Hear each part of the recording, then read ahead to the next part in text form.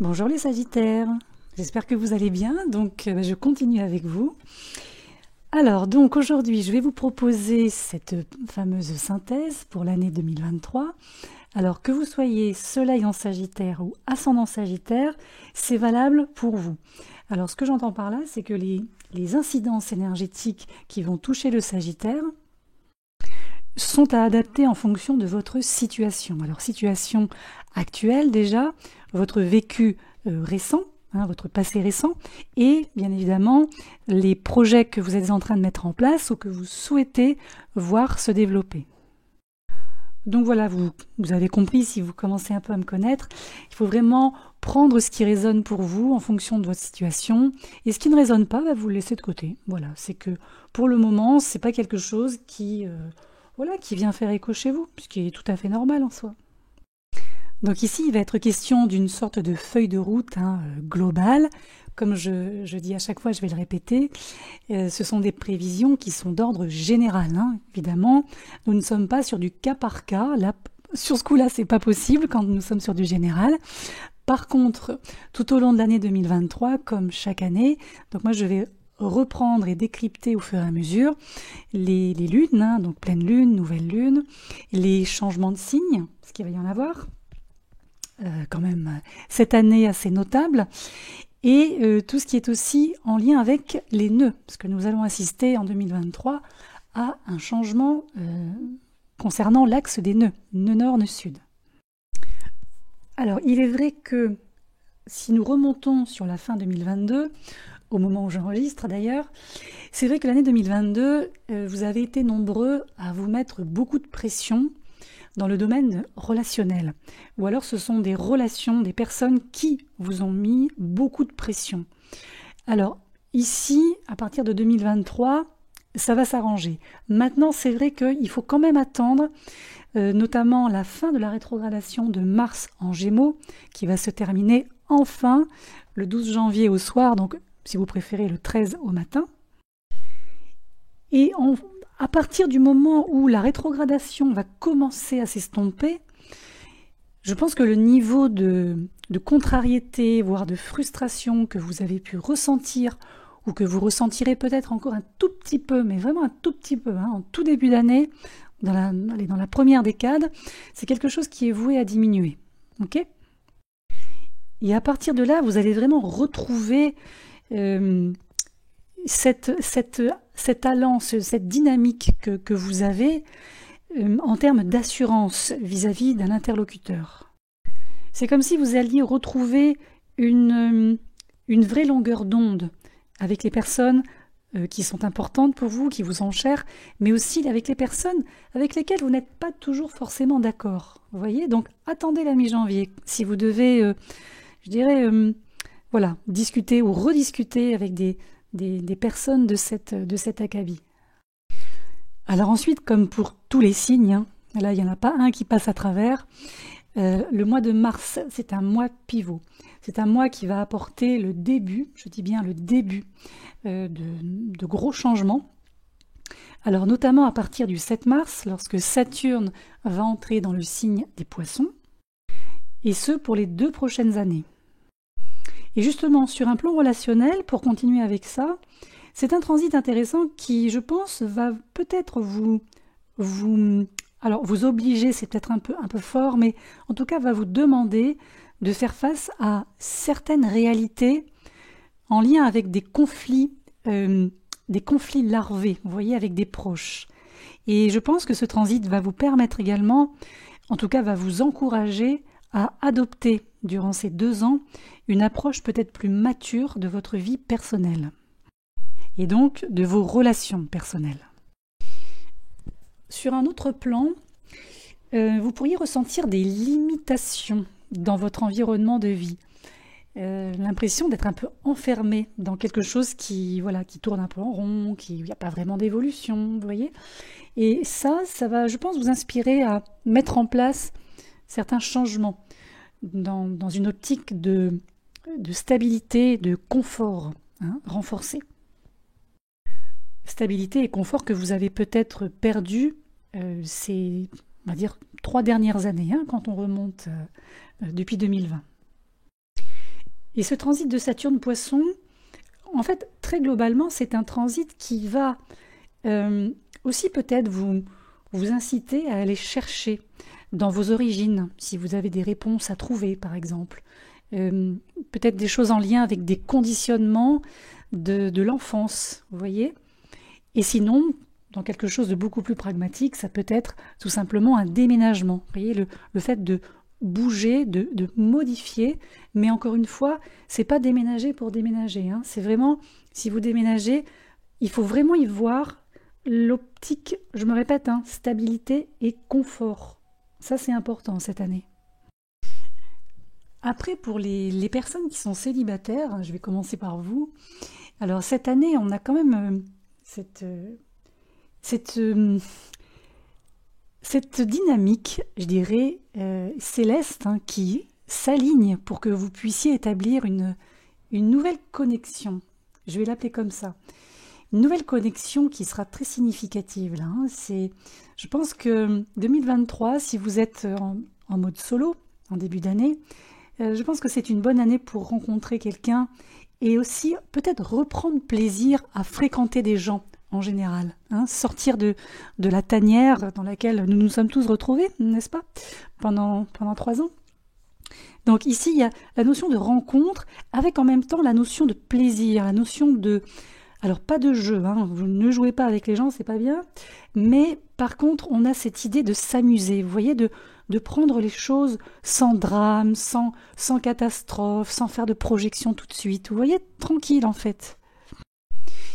Et pour celles et ceux parmi vous qui sont déjà en couple, les problèmes existants de 2022, peut-être qui étaient un peu lourds aussi à gérer, pourraient très bientôt se retrouver dans le passé.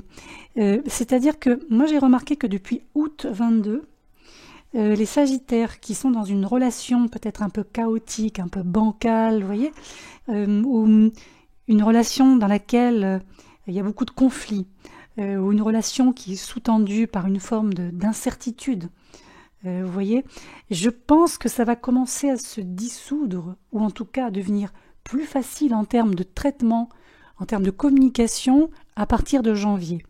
Mais janvier, moi je vous mets encore en garde, hein. Attendez la fin de la rétro de Mars, ok, et attendez également la fin de la rétro de Mercure. Je vais y venir après, qui aura lieu entre le 19 et le 20 janvier. Alors moi j'ai noté spécifiquement la période autour du 20 avril. Alors pourquoi autour du 20 avril ? Ça va être intéressant pour vous, parce qu'ici on va avoir une éclipse solaire totale. Et là on est dans un changement majeur qui peut survenir, qui peut se présenter dans votre vie sentimentale, dans votre vie amoureuse. C'est une éclipse qui se positionnera en Bélier et je pense que, alors, soit il y aura une rencontre très caractéristique, très spécifique, quelqu'un qui littéralement vous embarque dans une histoire, et je pense que c'est aussi peut-être pour vous l'opportunité, si je puis dire, de tomber ou de retomber amoureux d'une manière, je dirais, beaucoup plus profonde. Peut-être de retrouver des sentiments disparus, peut-être de retrouver des sensations très altérées. Et ensuite, quand on regarde les éclipses suivantes, on arrive au 5 mai.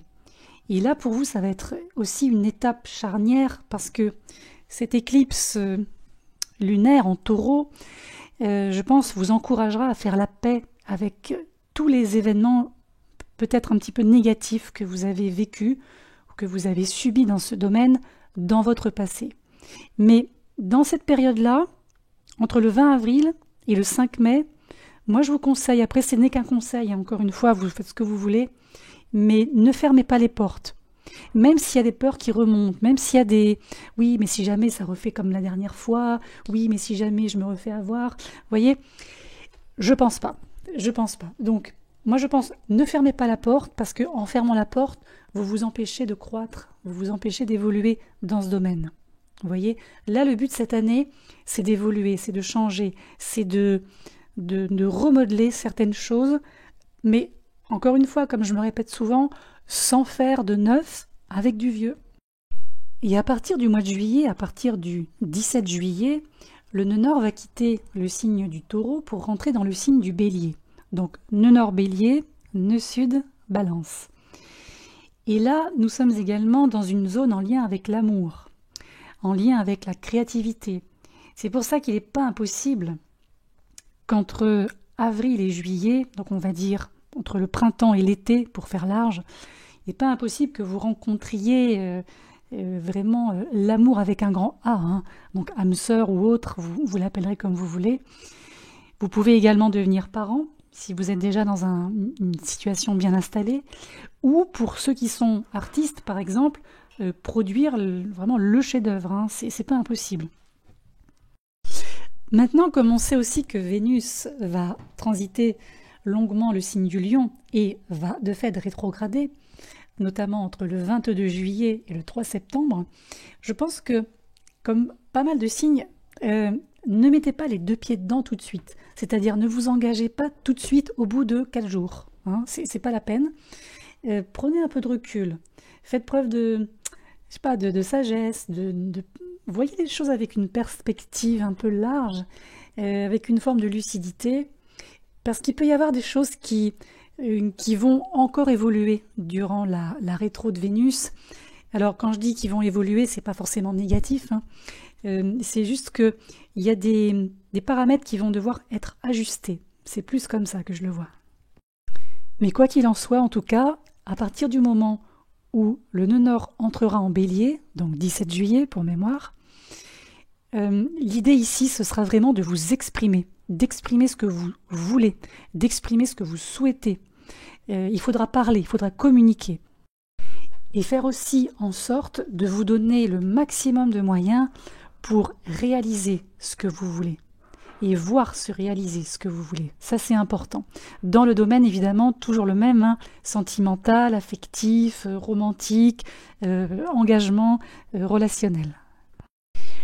Ensuite, sur d'autres plans, alors on va avoir un transit intéressant de Pluton. Pluton va commencer, je dis bien commencer, à quitter le signe du Capricorne à partir du 23 mars. Il va retourner en Capricorne en juin 2023 pour finalement réinitier son transit en Verseau à partir de fin janvier 24, transit définitif. Ici, c'est un transit qui impacte à peu près 20 ans de nos vies. Chez vous, ça va transformer votre façon de penser, de traiter l'information, de communiquer. Ici, je pense que vous allez acquérir un sens extrêmement profond, extrêmement affûté en termes de clarté quand il va s'agir de détails, de faits. Alors Pluton reste toujours Pluton, bien sûr. C'est une énergie qui est extrêmement puissante. Pluton en Verseau, personne ne l'a jamais vécu, parmi nous tous vivants, n'est-ce pas ? Donc c'est une première et unique, hein, de votre vie et de notre vie à tous. C'est un changement qui est colossal, hein, qui peut aussi remuer votre esprit d'une manière qui n'a jamais été de fait expérimentée, hein, vous l'aurez bien compris. Alors, c'est vrai que vous, c'est un peu comme le signe des Gémeaux, vous avez une affinité naturelle pour les grandes idées, pour les idéologies, pour le fait de voir loin, vous voyez, d'être aussi des précurseurs au niveau intellectuel.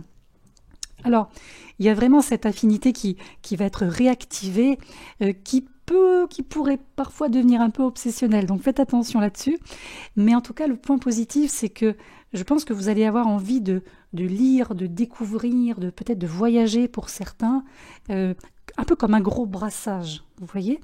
Donc le but sera, je pense, de faire un tri parmi tout ça, de manière à ce que vous ne soyez pas submergés malgré tout.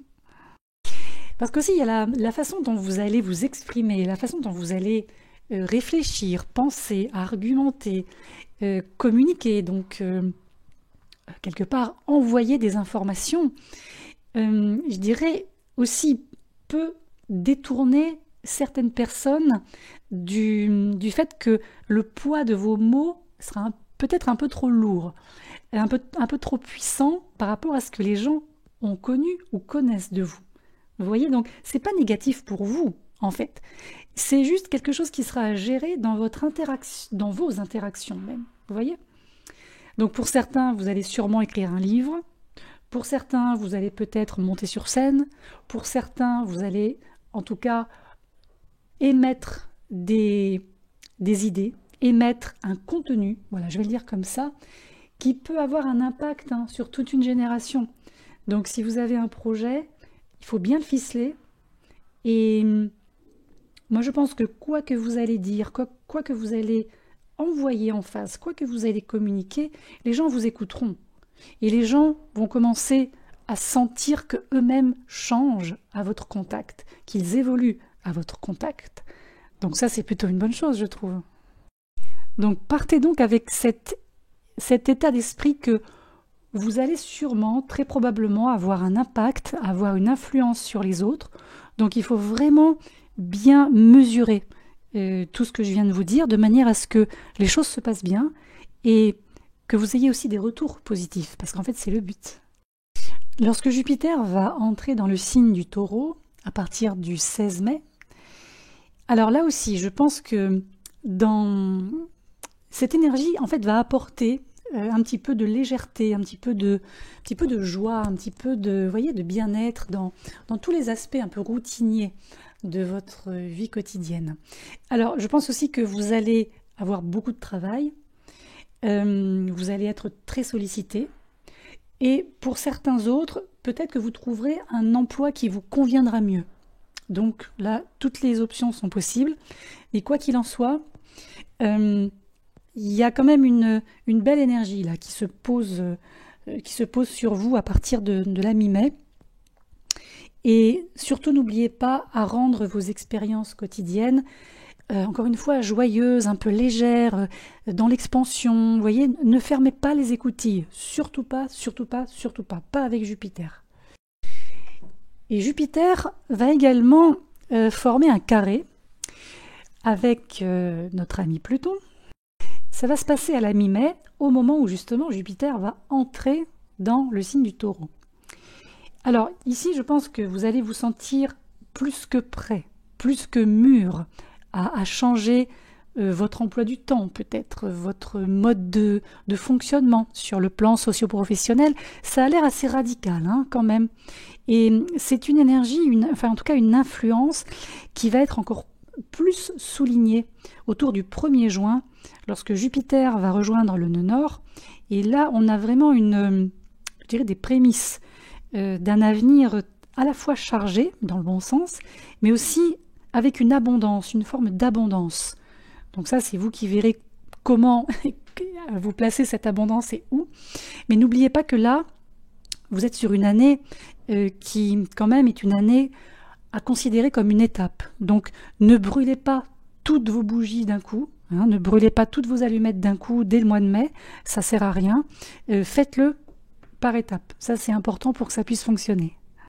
Mais dans tous les cas, comme vous constatez, il est question d'un changement de rythme. Vous voyez, entre le moment où Jupiter sera encore dans le signe du Bélier et le moment où il va entrer en Taureau. Donc il y a une sorte de glissement là, vous voyez. Alors peut-être que vous allez aussi calmer le jeu sur un mode de vie très exubérant, très excessif peut-être pour certains, quand Jupiter était en Bélier. Et avec Jupiter en Taureau, il y a cette énergie qui va vous encourager à revenir à l'essentiel aussi, nourrir votre esprit, nourrir votre corps. Vous voyez, je pense qu'il va y avoir cette espèce de...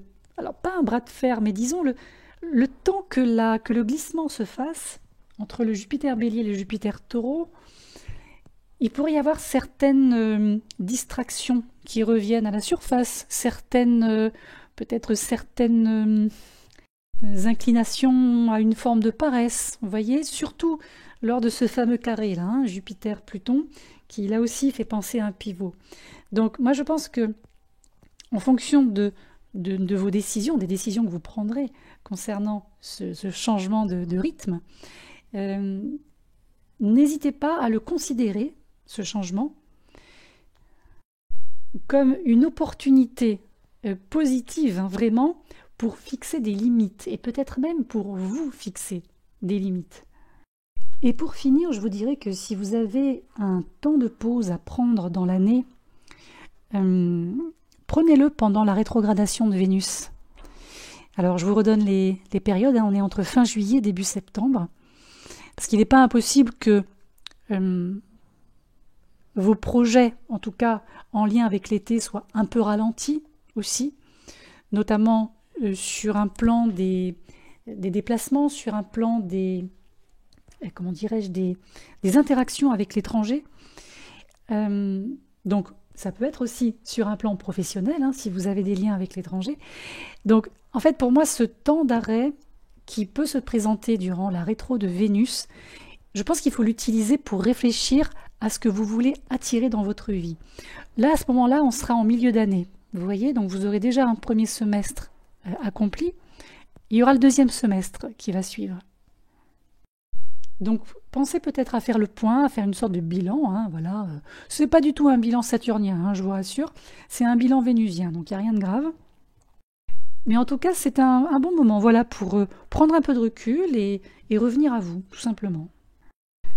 Voilà, donc comme vous l'avez compris, à partir du milieu de l'année, on a vraiment la possibilité de construire un bel équilibre entre la vie personnelle et la vie socio-professionnelle, donc externe. Mais pensez bien que cette année, vous allez retrouver ce pouvoir de faire de cette année, justement, peut-être votre meilleure année depuis quelques années quand même. Voilà, en tout cas depuis 2019, ça c'est sûr.